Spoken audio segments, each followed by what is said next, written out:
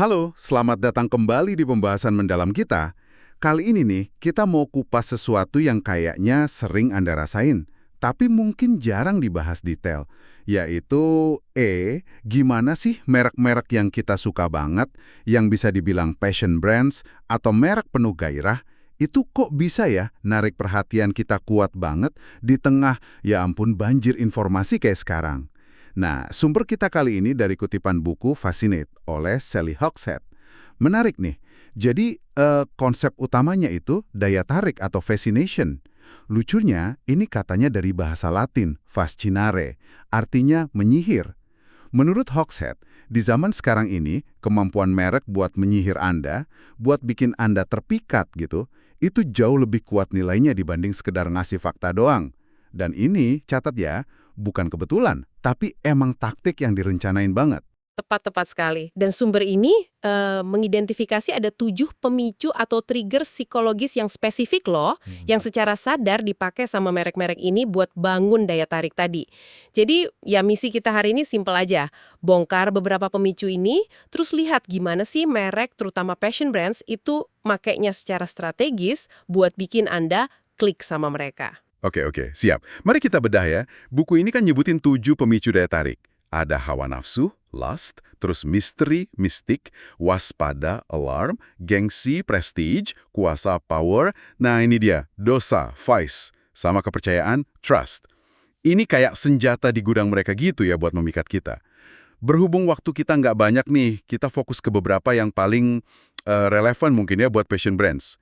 Gimana kalau kita mulai dari misteri mistik dulu? Menggantung gitu. Prinsipnya agak aneh sih. Makin dikit info yang dikasih merek soal sesuatu, malah makin besar rasa penasaran kita. Jadi kerahasiaannya itu sendiri yang jadi daya tariknya. Contohnya yang sering disebut itu Jägermeister ya. Minuman ini kan fansnya banyak banget, padahal kalau jujur nih, banyak juga yang bilang rasanya agak unik ya. Nah, popularitasnya itu justru katanya banyak didorong sama aura misterius soal bahan-bahannya. Dulu kan ada gosip pakai darah rusa lah. Iya itu kan. Atau opium, wah. Nah, itu dia. Ya jelas gak bener sih, tapi mereknya kayaknya pinter, ngebiarin aja sedikit misteri itu hidup terus. Jadi kerahasiaan itu kayak jadi bumbunya gitu ya, bukan cuma minumannya doang. Persis. Mereka nggak ngerasa perlu gitu loh jelasin A sampai Z. Kerahasiaan jadi bagian identitas mereknya. Dan kalau ngomongin rahasia legendaris, ya nggak nyebut Coca-Cola dong. Sama formula rahasia merchandise 7X-nya itu. Cerita kalau resepnya disimpan di brankas super aman dari tahun 1925. Terus katanya cuma 2 eksekutif yang tahu. Itu pun masing-masing cuma setengah resep. Itu kan gila. Ngebangun mitos banget. Misteri kayak gini bikin mereknya jadi lebih dari sekedar ya minuman soda manis biasa gitu. Wah, iya juga ya. Ini nunjukin banget kuatnya pemicu misteri. Nah, sekarang gimana kalau kita lihat sisi lain yang juga kuat banget nih? Pemicu dosa, vice. Ini soal daya tarik ke sesuatu yang dilarang, yang agak nakal, atau ya melanggar aturan dikit lah. Ada rasa seru sendiri gitu ya kalau ngelawan arus? Oh, jelas. Manusia tuh punya kecenderungan alami buat tertarik sama buah terlarang. Contoh paling jelas dari sumber ini tuh era larangan atau prohibition di Amerika. Waktu alkohol dilarang, apa yang terjadi coba? Permintaan malah meledak, pasar gelap subur banget, terus tokoh kayak Al Capone jadi kaya raya. Justru larangannya itu yang ngasih bensin ke daya tarik dosa. Makin dilarang, makin pengen. Dan ini nggak cuma soal alkohol ya ternyata. Buku atau film yang dilarang atau bikin heboh, seringnya malah jadi lebih dicari orang. Kayak buku Leaves of Grass-nya Walt Whitman zaman dulu, atau bahkan buku anak-anak Where's Waldo, pernah ditarik dari perpus gara-gara ada gambar kecil yang dianggap nggak sopan. Kontroversi, itu publisitas negatif itu, malah bisa bikin orang penasaran dan ya naikin penjualan. Aneh ya tapi nyata ya. Ada juga sih strategi yang lebih halus soal pemicu dosa ini. Namanya memberi kedipan atau give a wink. Ini cara buat merek-merek yang mungkin lebih umum, lebih tradisional. Buat nyelipin sedikit unsur nakal atau pemberontakan tanpa ngerusak citra utama mereka. Sentuhan dosa dikit ini bisa bikin merek jadi kerasa lebih manusiawi kali ya. Lebih menarik, nggak kaku-kaku amat. Oke, jadi kita udah lihat nih gimana misteri sama dosa itu bisa jadi taktik psikologis yang kuat. Tapi gimana caranya merek bikin taktik ini kelihatan nyata gitu buat kita konsumennya? Pertanyaan bagus. Disinilah sumber ini ngenalin konsep lencana daya tarik, fascination badges.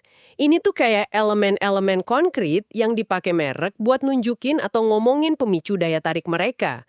Lencananya bisa macam-macam. Bisa jadi tujuan mulia mereka, purpose, keyakinan inti, core beliefs, cerita sejarah heritage, produknya sendiri, manfaat uniknya, aksi nyata mereka, atau bahkan budaya kerja di perusahaannya. Jadi kalau kita sambungin ke contoh yang tadi gimana tuh? Tepat. Misalnya Coca-Cola tadi. Lencana warisan sejarahnya itu ya cerita soal brankas sama resep rahasia itu. Terus lencana produknya itu rasa uniknya yang susah ditiru. Dua lencana ini kan secara nyata ngomongin pemicu misteri. Kalau Jagermeister, lencana warisan sejarahnya mungkin ya gosip-gosip lama itu, terus lencana budayanya itu cara mereka nerima citra yang agak gelap dan unik pas lagi pesta. Jadi lencana ini cara si taktik pemicu tadi diwujudin jadi identitas merek yang bisa Anda lihat, bisa Anda rasain. Oke, jadi kalau disimpulin nih ya, merek-merek penuh gairah yang sukses bikin kita kepincut ini tuh nggak cuma jualan barang atau jasa doang. Mereka secara sengaja pakai pemicu psikologis yang dalam kayak misteri dan dosa. Dan mereka nunjukin itu lewat elemen-elemen nyata yang tadi disebut lencana daya tarik.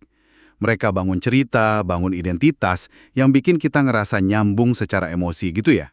Betul banget. Dan ini mungkin bawa kita ke satu pemikiran terakhir nih, buat Anda renungkan ya. Lain kali deh, pas Anda ngerasa tertarik banget sama satu merek, entah itu HP baru, kedai kopi langganan, atau tim bola favorit, coba deh berhenti bentar terus tanya, pemicu daya tarik apa ya yang lagi main di sini? Ada unsur misteri nggak? Atau sedikit nuansa dosa atau pemberontakan? Terus bisa nggak Anda kenalin lencana spesifik apa? Ceritanya kah, simbolnya, ritualnya, produknya yang mereka pakai buat micu perasaan itu di dalam diri Anda? Wah, refleksi yang menarik banget tuh buat dicoba. Analisis ini nunjukin kalau daya tarik itu sebenarnya bukan sihir ya, tapi lebih ke strategi yang bisa dipelajari. Oke deh, terima kasih banyak sudah menyimak pembahasan mendalam kita kali ini. Sampai ketemu lagi di kesempatan berikutnya ya.